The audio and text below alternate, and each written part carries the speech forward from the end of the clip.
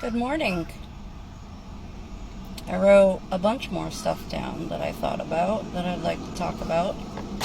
Close my window. When she was 3 months old, I went to Massachusetts for a visit with her so her father could meet his daughter. And he wasn't even happy. I tried to take pictures of him holding her, and he was I don't know, he didn't want me to take pictures. Stop, enough, that was just a weird visit. He only saw her, I think, that one time at my grandmother's when she was, my hair is sticking up, when she was 3 months old. I don't know, he never really wanted to be a part of her life until I got sick. He was never really around. He barely took her on the weekends he was supposed to have her. He always had plans or some excuse of why he couldn't take her. And when she was little, I had already moved back to Massachusetts. So it was between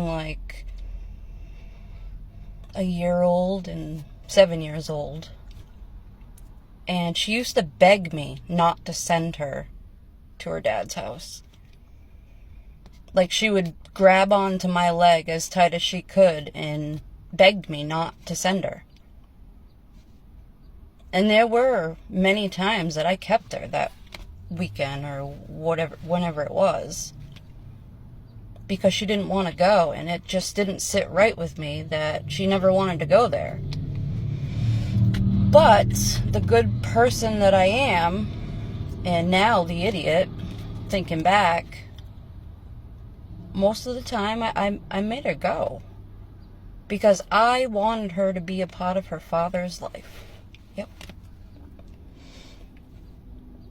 I used to tell her, just go with him. Everything will be okay. Just try to get close to daddy. I tried to get them close. Because I'm a good mom, and I didn't want to keep her away from him like he keeps her away from me and always has. But yeah, she used to beg me not to send her there, and I never really understood why. Yeah.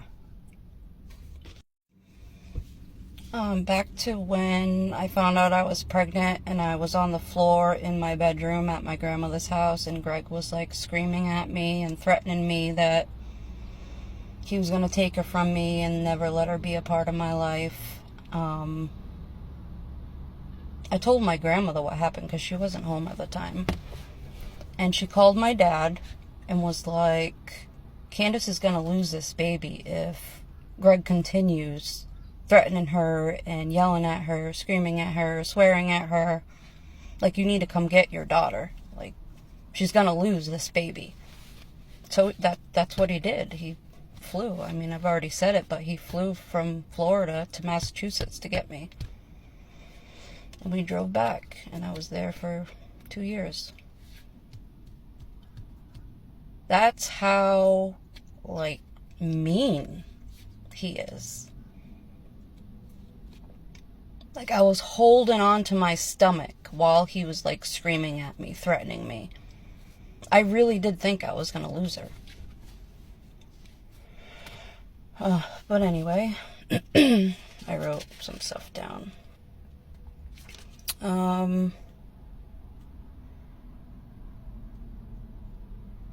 Oh yeah. Hold on. Remember how I talked about yesterday the time that she had lice that she got from me, and she really got it from them?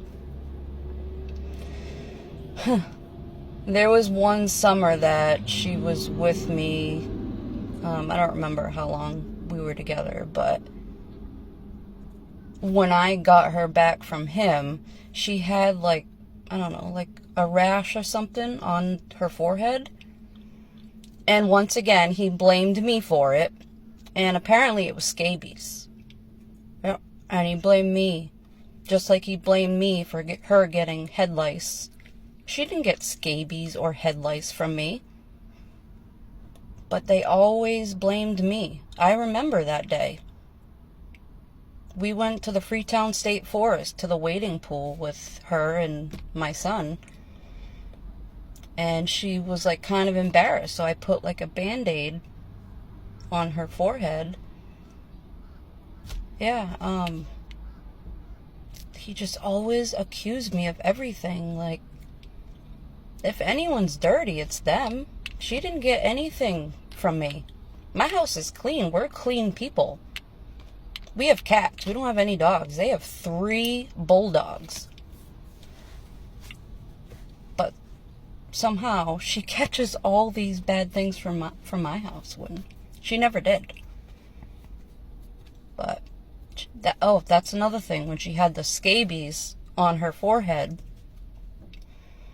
he called me up and he was yelling at me because I didn't take her to the hospital.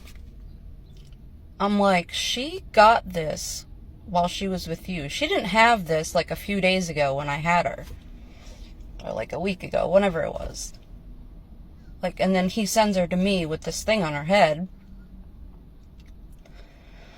And I'm like, why are you putting this on me? Like, why do I have to take her to the hospital? Like, she got this with you. You take her to the hospital. Don't be yelling at me for something I didn't give her.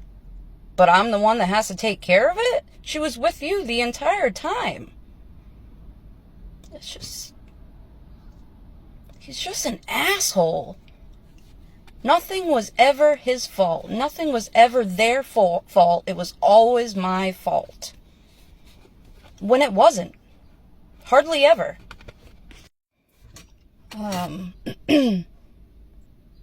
just want to say that I am beyond thankful that I got away from him. I'm so glad that we didn't have really any kind of relationship. I think in total, we were together for like, I don't know, 3 months. Yeah.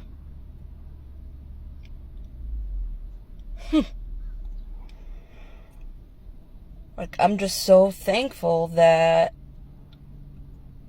my life turned out the way that it did, like, minus him and my daughter and, like, what he's done to me. Like, I'll never regret my daughter, ever. Yeah, I regret him. He's the biggest mistake of my life and always will be. But I'm glad I'm not with him. I can only imagine the life that Jackie lives with this man. I mean, they have an active divorce. Like, go right on the website and the divorce is still active. All it says is taken off list, taken off list, taken off list. Meaning they're not going to court for it. But it's open. I mean, he brought his deceased father's wife to court over money.